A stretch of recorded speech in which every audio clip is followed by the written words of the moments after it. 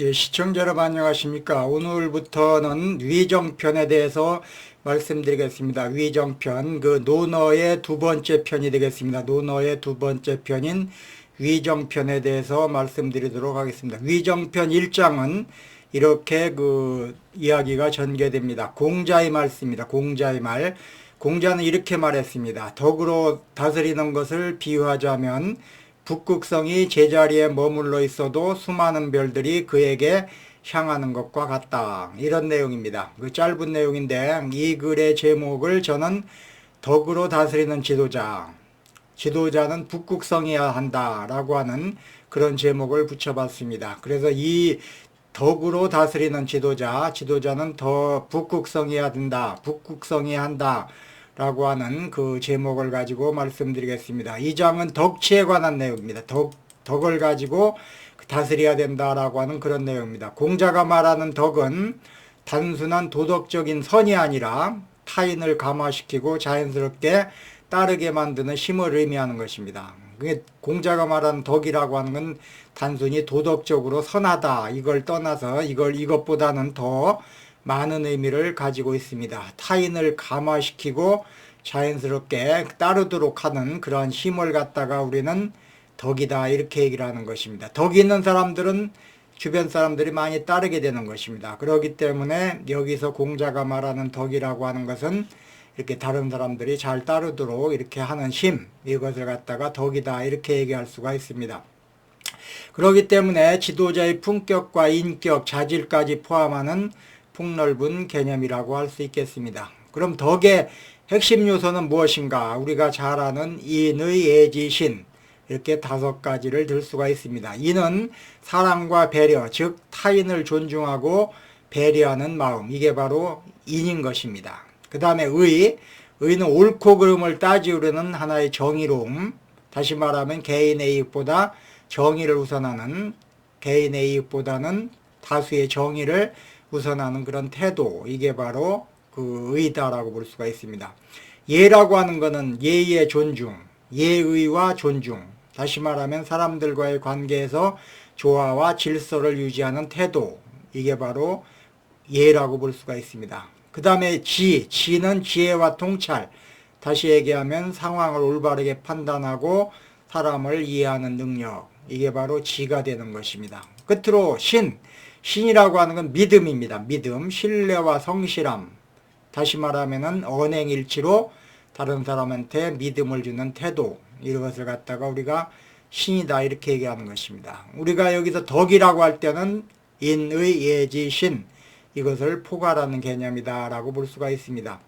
공자는 백성을 덕으로 다스리면 그들이 따르게 된다라고 말하고 있습니다. 이 말은 훌륭한 지도자는 권력을 휘두르는 것이 아니라 스스로 바른 모습을 보이면 사람들이 자연스럽게 따르게 된다는 것입니다. 그러니까 사람을 다스릴 때 뭐 힘으로 다스리는 게 아니라 그 덕으로 다스리는 겁니다. 그러니까 그 바른 모습을 보이면은, 모범을 보이면 자연히 다른 사람들이 따르게 된다 이런 얘기입니다. 이것은 마치 하늘에서 북극성이 움직이지 않고 제자리를 지키면 주변의 수많은 별들이 그것을 중심으로 움직이는 것과 같다는 말이 되는 것입니다. 그러니까 북극성 우리가 하늘에서 가만히 있잖아요. 북극성 가만히 있는데 제자리에 있는데 다른 별들이 이렇게 그 주변을 돈다 이런 얘기입니다. 그러니까 북극성은 여기서 얘기하는 북극성이라고 하는 건 덕으로 사람들을 대하는 지도자, 이게 북극성이다라고 이야기할 수가 있습니다. 여기서 북극성은 덕으로 다스리는 지도자, 뭇별, 북극성 주변을 돌고 있는 여러 가지 별들은 그 북극성을 따르는 사람들, 지도자를 덕으로 다스리는 지도자를 따르는 사람들, 백성을 의미하는 것입니다. 북극성은 하늘에서 변함없이 한 자리에 머물며 다른 별들이 그것을 중심으로 돌듯이 덕이 있는 지도자는 강압적으로 명령하지 않더라도 자연스럽게 사람들의 존경과 신뢰를 받고 그를 따르게 된다. 이런 뜻이 되는 것입니다. 이것을 더 넓은 의미로 해석한다면은 북극성은 바른 가치관과 인격을 갖춘 부모나 스승이나 CEO도 될 수 있고 기관장도 될 수 있고 각급 지도자가 바로 북극성이 되는 것입니다. 그러니까 바른 가치관을 가지고 인격을 갖춘 그러한 그 사람들은 우리는 북극성이다. 이렇게 그런 지도자를 우리는 북극성이다. 이렇게 얘기를 할 수가 있는 것입니다. 북극성. 그 뭇별. 북극성을 돌고 있는 뭇별이라고 하는 건 그 자녀도 될 수 있고 학교에 가는 학생도 될 수 있고 그 다음에 직장 가서는 그 상사에 대한 부하도 될 수 있고 직원도 될 수 있고 국민도 될 수 있는 그런 것이 되는 것입니다. 이게 뭇별이 되는 것입니다. 다시 말하면 가정에서는 부모가 북극성이 되어 자녀를 따르도록 하고 학교에서는 교사가 본보기가 되어 학생들이 따를 수 있도록 해야 되는 것입니다. 사회에서는 덕망 있는 지도자가 있으면 국민들이 자연스럽게 그를 중심으로 모이고 따르게 된다 이런 얘기입니다. 지도자 유형은 두 가지가 있습니다. 첫째는 힘과 권위로 강제하는 지도자가 있는가 하면 덕과 품격으로 사람들을 따르게 하는 그런 지도자가 있는 것입니다. 힘과 권위로 강제적으로 이렇게 사람들을 통제하는 그런 지도자는 덕이 있는 지도자라고 볼 수가 없습니다. 덕이 없는 지도자라고 볼 수가 있습니다. 후자, 덕과 품격을 가지고 사람들을 따르게 하는 지도자, 이런 사람들은 덕 있는 지도자라고 볼 수가 있습니다. 공자의 말로 얘기하면은 전자는 힘과 권위로 강제적으로 이렇게 사람들을 따라오게 하는 그런 사람들을 우리는 소인이라고 얘기를 하고, 그 다음에 덕을 가지고 덕과 품격으로 사람들을 따르게 하는 그런 지도자는 대인이라고 이렇게 공자는 그 논어에서 얘기하고 있습니다. 덕 있는 지도자는 억지로 명령하지 않아도 사람들이 따르고 솔선수범하고 존경을 받으며 타인을 배려하고 공정함을 유지하게 되는 것입니다. 반대로 덕이 없는 지도자는 강압적인 힘으로만 사람들을 움직이려고 하고 사람들에게 두려움을 주려고 하고 윽박지르고 이런 사람들입니다. 이런 사람들은 존경을 받지 못합니다. 그 구성원들한테 그 존경을 받지 못하고 사익을 우선하게 되고 공정을 해치는 그런 행동을 하게 된다라고 볼 수가 있습니다. 우리가 그 주변이 아니라 우리나라에서 보면 그 지도자들이 여러 사람들 있잖아요. 그런 사람들 보면 대충 두 가지 유형 중에 하나다라고 볼 수가 있습니다. 덕으로서 하느냐 아니면 무력으로 그냥 막 사람들을 갖다가 따르도록 하느냐, 이 두 가지로서 그 지도자의 유형을 구분할 수 있다 이런 예가 되는 것입니다. 그 춘추전국 시대 초나라의 그 재상인 손수고라고 하는 사람이 있습니다. 이 사람은 청렴하고 덕망이 높은 인물이었습니다.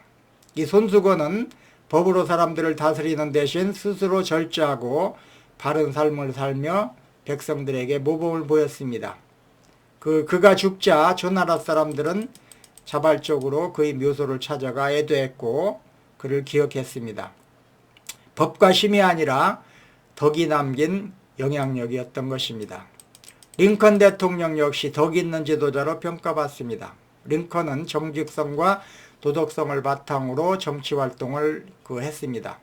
링컨은 남북전쟁이라는 국가적 위기 속에서도 평화를 지탱하며 평화를 유지하며 노예 해방을 단행했습니다. 노예제 폐지는 단순한 정책이 아니라 인류애와 도덕적 신념에 기반을 둔 그러한 결정이었습니다.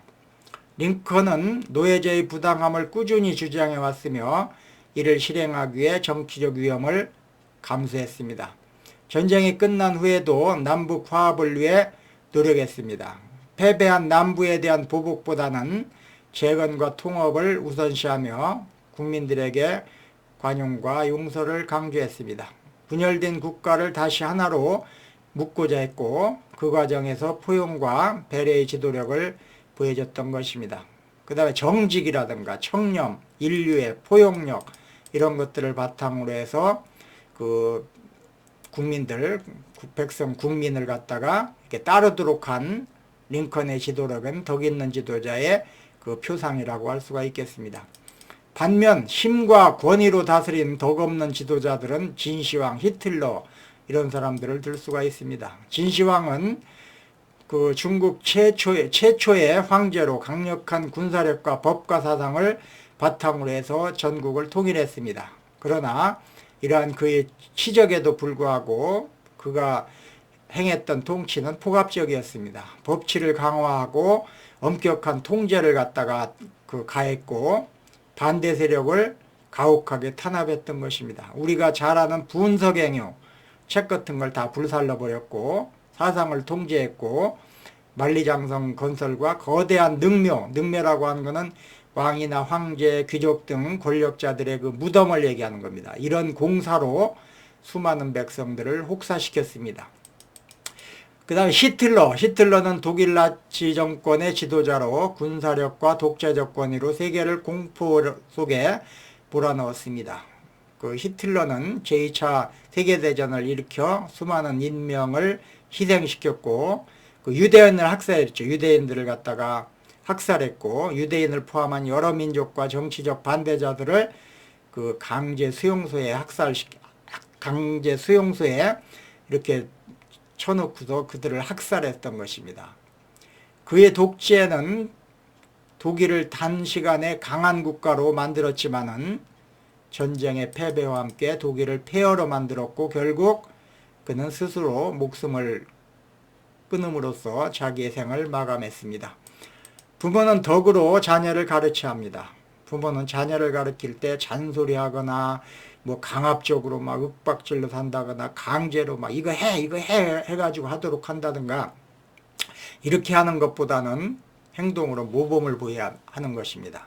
이게 참 중요합니다. 우리 부모들 보면은 자녀들한테 명령하고 그냥 잔소리하고 그냥 뭐 심지어 때리고 막 이런 사람들을 우리가 저 주변에서 볼 수가 있는데 이렇게 해서는 안 되는 것입니다. 자기 스스로 자녀들한테 모범을 보여야 되는 것입니다. 그렇게 되면은 그 자녀들도 거기 따라한다라고 볼 수가 있습니다.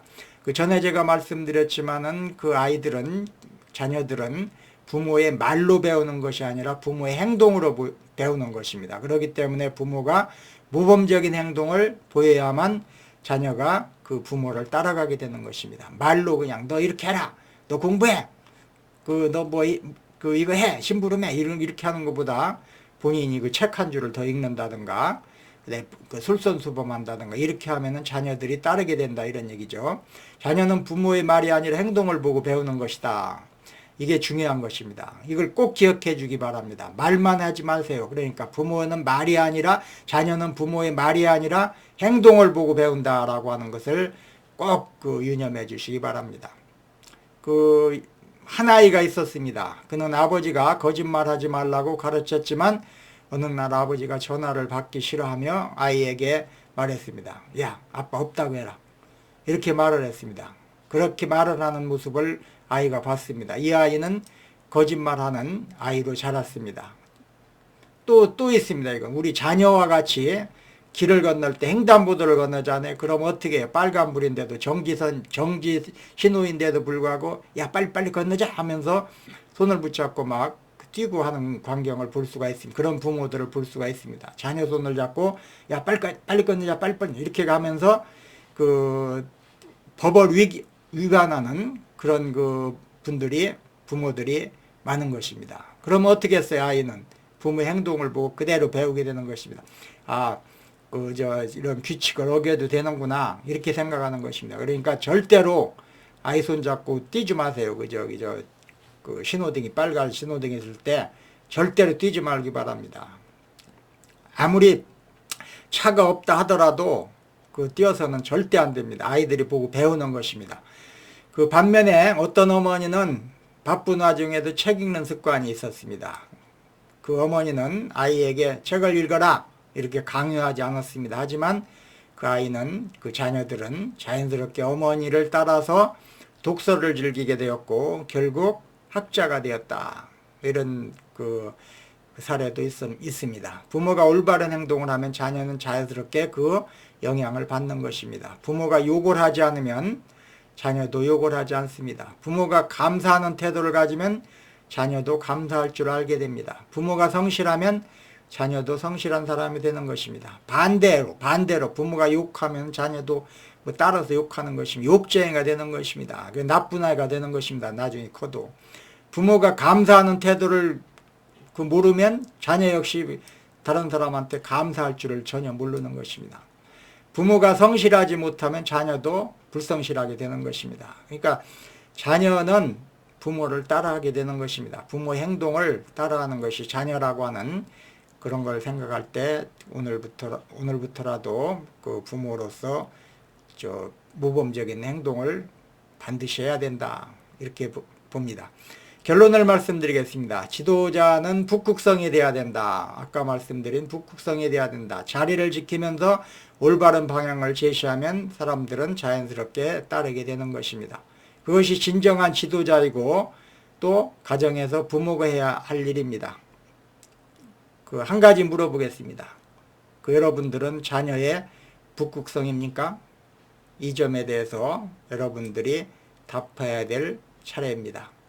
꼭 답을 혼자서 꼭 자문자답해 보기를 바랍니다.